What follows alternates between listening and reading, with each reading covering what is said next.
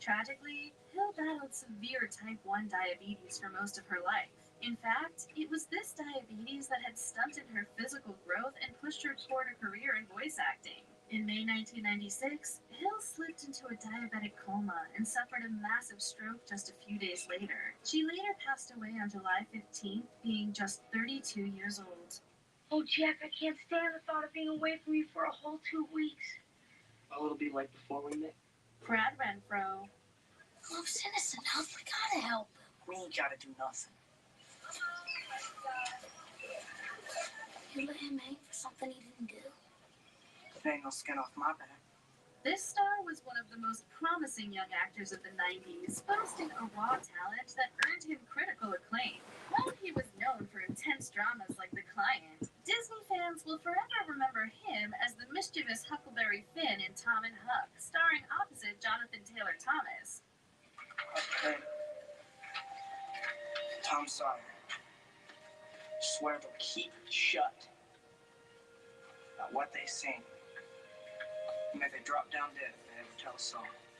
Renfro's effortless charisma made him a natural fit for the iconic literary character. Unfortunately, Renfro became heavily entangled in substance use as he entered adulthood and had multiple run-ins with the law, both of which drastically derailed his once promising career. In January 2008, the 25-year-old Renfro was found dead in his Los Angeles apartment from an accidental overdose.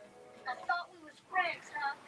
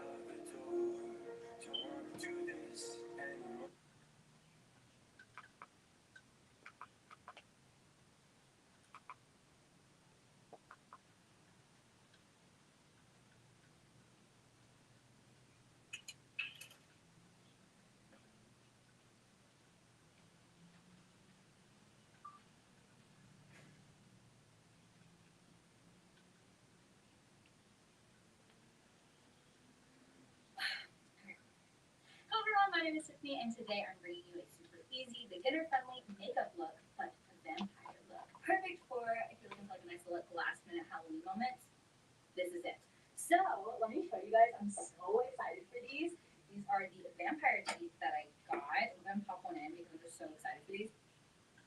Like, are you joking? Perfect. I can get it out. My new life forever as a vampire. But before we get to like really fun stuff, we're gonna need to prep our skin, which I did earlier, but I was going to show you guys my moisturizer that I'm using. Hold on.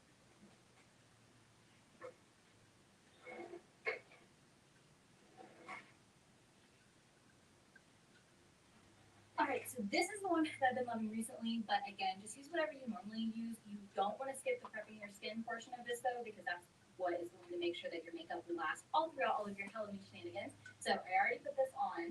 So next I'm going to go with my Rare Beauty foundation. This is my go-to foundation. But again, you can just use whatever you normally use and like whatever's best for your skin. You can be really extra, like go with some body paint or something. My sponge, I have it up here. Oof. Okay, so life hack, if you drop your sponge, maybe go wash it off. I'm gonna be right back.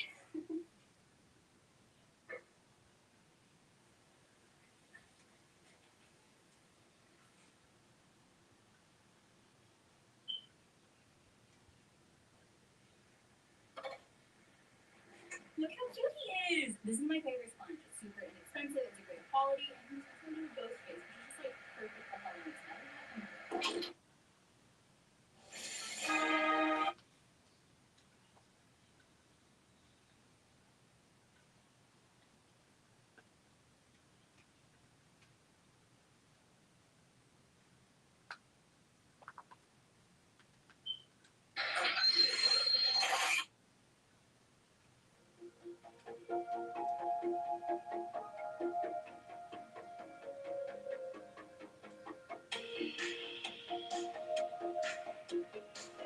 So hello everyone, my name is Tiffany, and today I am bringing you the fourth part in my four-part Halloween series. I cannot believe that we did it. It is done. It is complete. Thank you guys so much for showing all of my short films tutorials so much love this year. I appreciate you guys so much. If you missed my other 3 videos, I will have them all linked in a playlist above for you as well as down below. We're just going to jump straight into it. I did genuinely want to do something that was going to be perfect for like a last-minute Halloween moment with this look. And I thought that Samara from The Ring would be a great one. Very spooky, very fun. Wherever you are in your makeup journey, this is going to be something that's very attainable, no matter if you're a beginner or if you've been doing this for like a hot second now. Step 1 is I wanted to block out my brows, but I've done that in, I think, all of my other looks this year. So I'm going to link another video with me blocking my brows up above / down below for you. You don't necessarily have to block your brows. You could skip this step if that's something that does kind of intimidate you. But Samara does not have any eyebrows. At least in all the reference photos I could find, she didn't have any. So I went ahead and blocked those guys out. And then we are going to be wearing contacts for this look. However, I cannot see out of them. So I'm going to be putting them on at the very end. I will have the exact ones that I use linked down below. I have a referral code with Gothica this year, so definitely make sure that you guys check it out. And then I covered my face in my Mayron in my white water activated paint, and I just used a buffer brush to get that all over the place. There's definitely never a boring moment around here, that's for sure.